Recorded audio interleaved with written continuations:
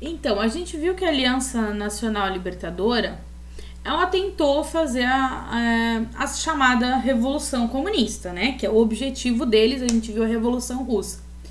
Então, as intentonas não deram certo, só que a gente vai ter o Vargas usando dessa justificativa para aplicar um novo golpe de Estado. O que ele utiliza, então? O chamado Plano Cohen. O Plano Cohen, então, foi um plano de conspiração comunista em que no plano os comunistas pretendiam tomar o poder no Brasil. Beleza, e esse plano foi entregue a uma das pessoas integrantes do governo Vargas, e a partir disso, então, Vargas vai tomar algumas ações.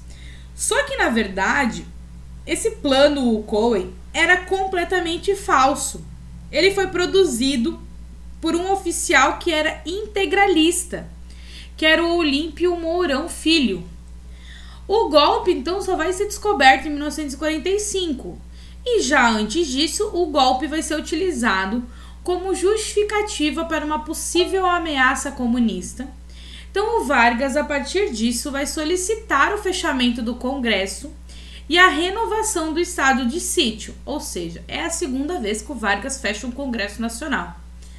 Então, nesse cenário, as tropas vão fechar o Congresso Nacional em 10 de novembro de 1937. E nesse momento, o Vargas, então, instala um novo regime político, o Estado Novo.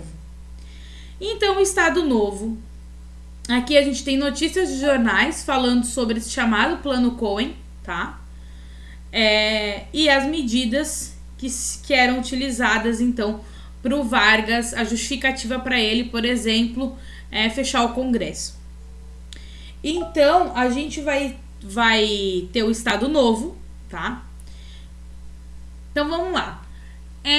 De uma maneira que tenha muita coincidência, quando o Vargas instala esse Estado Novo, uma nova Constituição já estava pronta lá na gaveta. Ele só tirou da gaveta e ortogou, promulgou essa nova Constituição. Então, aqui do lado uma notícia de jornal que era falando a nação.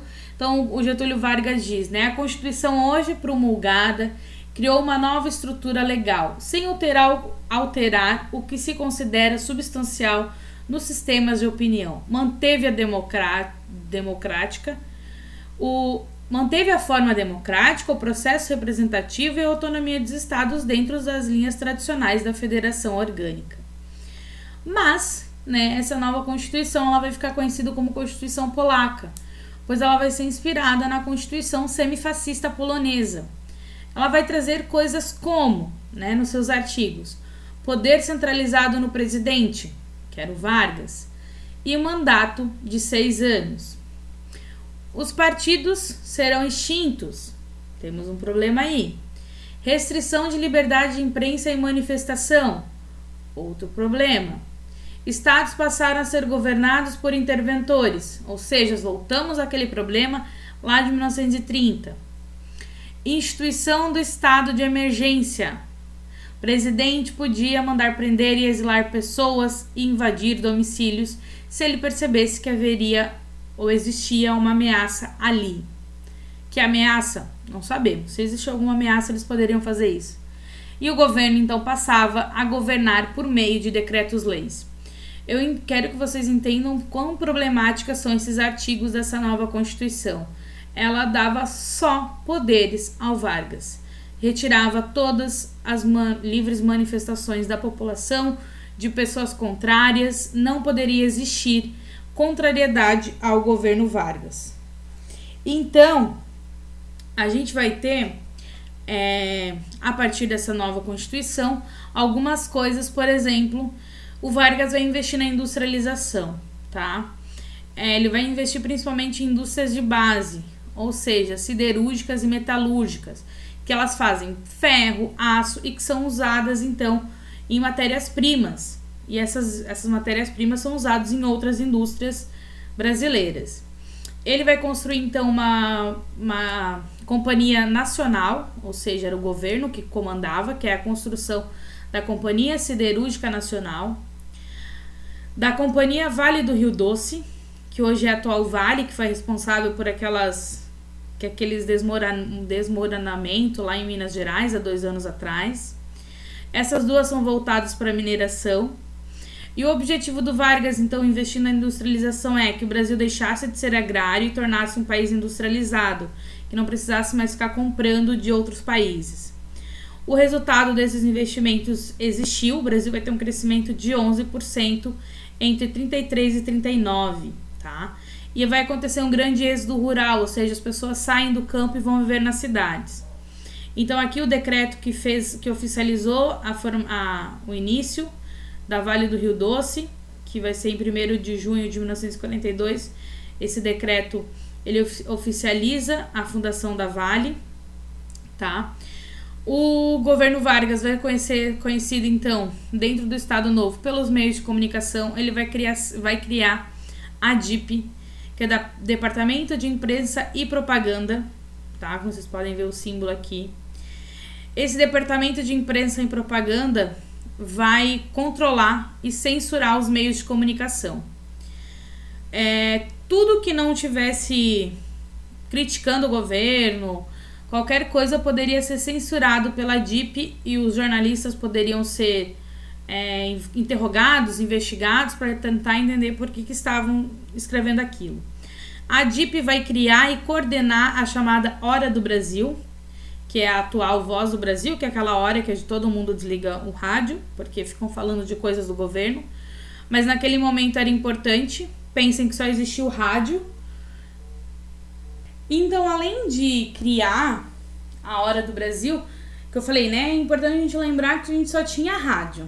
Então, a Hora do Brasil passava em todos os rádios. Então, as pessoas escutavam, porque a gente não tinha TV naquele momento, não tinha outros meios de você se informar sobre a política. Então, ele passou a ser muito importante dentro da vida do brasileiro.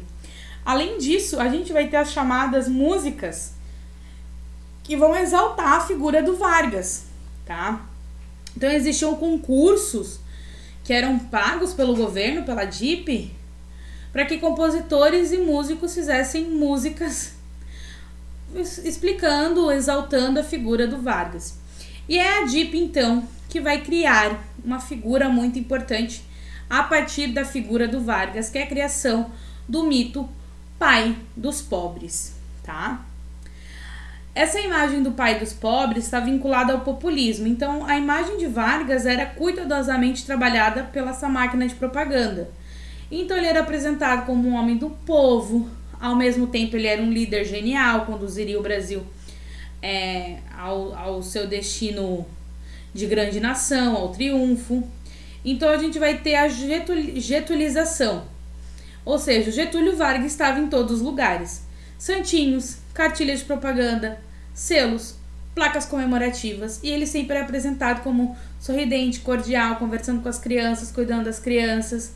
Era muito comum ter a figura de um quadro do Vargas em casa, tá? Era muito comum as pessoas escreverem cartas para ele, falando como se ele fosse um amigo, sabe? Era muito comum a gente ter pessoas que falavam que seus filhos eram apadrinhados pelo Vargas, davam como padrinho. Então aqui a gente vai ter uma imagem, né? Falando: crianças, aprendemos no lar, nas escolas, o culto da pátria, né? Então ele tá aqui conversando com as crianças. Então aqui, Getúlio Vargas, o amigo das crianças. É preciso plasmar na cera virgem o que é a alma das crianças e a alma da própria pátria. Aqui ele falando com as crianças, então, em cartilhas que foram distribuídas por escolas, tá? Então ali a gente tem que esse aqui foi feito pela DIP em 1940. Então ele utilizou muito dessa máquina pública de criar uma imagem de uma pessoa popular, ok?